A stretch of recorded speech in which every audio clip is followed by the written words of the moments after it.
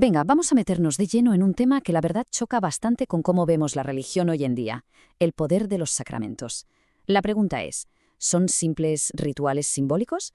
O, como sostiene el texto que vamos a analizar, son algo, bueno, algo mucho más real y potente.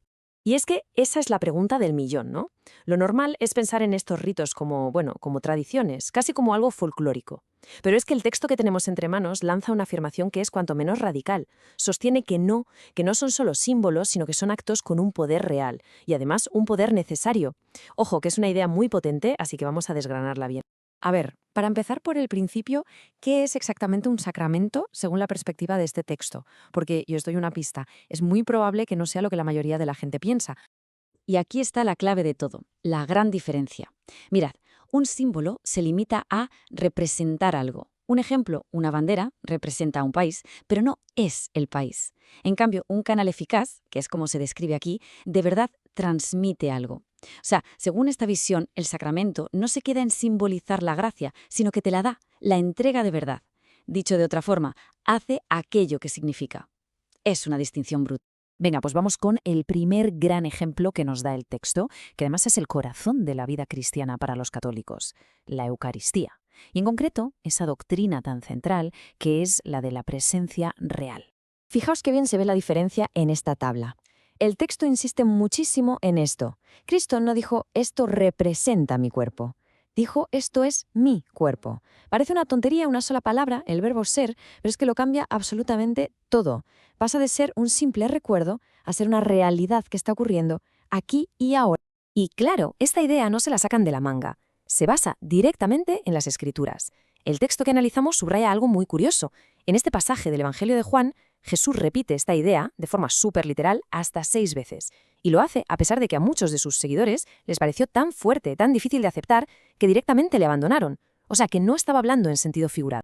Para que nos hagamos una idea, el autor usa una analogía que me parece buenísima, la del fútbol.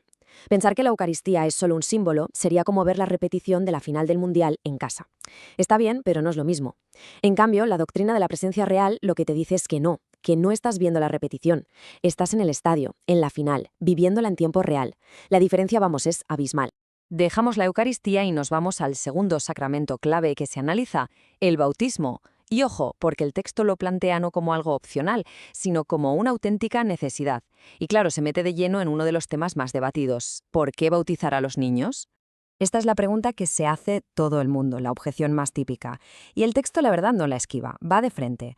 A ver, si un bebé no puede ejercer la fe de forma consciente, ¿qué sentido tiene bautizarlo? Bueno, pues la respuesta que se da es bastante sorprendente y nos va a llevar a una conexión muy profunda con la tradición más antigua. La argumentación es, cuanto menos, fascinante. Lo que hace el texto es trazar un paralelo directo. Nos dice, a ver, en la antigua alianza, ¿cuál era el signo del pacto con Dios? La circuncisión. ¿Y a quién se le aplicaba? A los bebés de 8 días.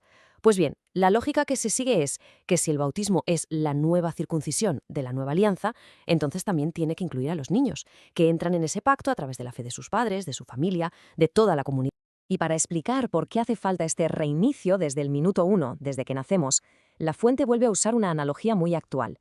Describe el pecado original como si fuera un bug, un error de software que viene de serie, heredado en nuestro sistema operativo como seres humanos. Y el bautismo, por tanto, sería como el reinicio divino, el formateo que limpie ese error de base desde el principio de todo. Vale, y el tercer sacramento que vamos a explorar es el matrimonio. Y aquí el texto plantea un contraste muy fuerte entre lo que es la visión sacramental y la idea que tenemos hoy en día de lo que es básicamente un contrato civil. Y esta tabla lo deja clarísimo. Por un lado tenemos el contrato civil. Es una invención humana, un acuerdo social que como se hace se puede deshacer. Pero por otro lado está la alianza sacramental. Y según esta visión, esto ya no es una invención nuestra, sino una institución divina. La diferencia, que es indisoluble y que tiene un propósito que va mucho más allá, ser un signo visible del amor de Cristo por la Iglesia. Para ir a la esencia de todo esto, el texto recurre a San Agustín, que hace siglos ya identificó lo que él llamó los 3 bienes, o los 3 pilares del matrimonio. El primero, la prole, o sea, estar abiertos a tener descendencia. El segundo, la fidelidad, que es esa exclusividad absoluta con una sola persona. Y el tercero, el sacramento mismo, es decir, el vínculo en sí, que es permanente e inquebrantable. Como vemos, no es solo una cuestión de sentimientos, sino una estructura con un propósito muy claro. Y una vez más, todo esto se ancla en un fundamento bíblico muy concreto. Esta frase, que seguro que nos suena a todos, lo que Dios ha unido que no lo separe el hombre, del Evangelio de Mateo, pues según el texto, esta es la razón de ser de la indisolubilidad. Coloca el matrimonio por encima de cualquier decisión o ley humana. Bueno, hasta aquí hemos visto los sacramentos uno por uno. Pero la pregunta clave ahora es, ¿y todo esto qué pinta en el mundo de hoy? ¿Tiene alguna relevancia? Pues bien, la parte final del análisis es muy interesante, porque los presenta como una respuesta directa a algunas de las tendencias más fuertes de nuestra cultura. Lo que viene a decir el texto es que estos ritos, que parecen tan antiguos, son en realidad sorprendentemente actuales. Funcionan, por así decirlo, como un contrapeso cultural. Por ejemplo, frente a una especie de agnosticismo moderno, esa idea de que lo físico, lo material no importa o incluso es malo, pues ahí está la Eucaristía para valorar la materia. Frente al individualismo radical que vivimos, el bautismo nos recuerda que pertenecemos a una comunidad. Y frente al relativismo, a la idea de que todo vale y nada es verdad, el matrimonio se planta como una defensa de una institución natural y de una verdad objetiva.